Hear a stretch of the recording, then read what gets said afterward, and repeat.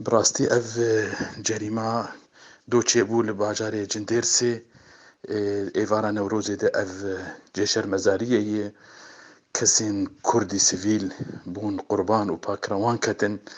Ev tê ji aliyê ev dever Sûrî bi tevahî pêwîst e got çareserîk siyasî bê dîtin û her kes bigê mafê xwe û taybet milletê Kurdiyek ji wan û ev didi xuyakirin ev kiryarê çê dibin li Efrîn û dervê Efrîn û her derê li ser coğrafiya Sûrî divê çareserîk siyasî bê dîtin û ev komê çekdar divê ji derkevin ji van bajara.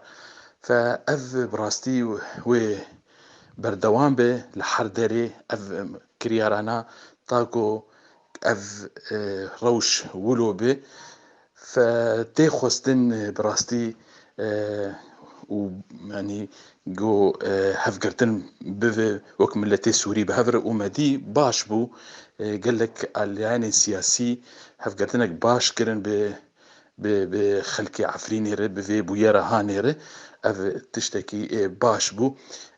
Tê xwestin wek ji milletê Kurd, tevgera siyasî Kurdî, Encûmena Niştimanî Kurdî got bêtir danûstandinê xwe yê dîplomasî ê siyasî û bi xelkê deverê re xurt bike û divê ev pêşendanê ê çêbûn îro li Efrîn, li Cindêrsê, belkî xelkê me ê ji derve jî û derfet hebe xelkê hindir jî karin van pêşendana bidin xuyakirin dijî van kesê êgî ev kiryara nakirin. Bi rastî ev kiryarê êgî dibin ev dijî daxwazê milletê Sûriyê dijî armanca şoreşa Sûriyê.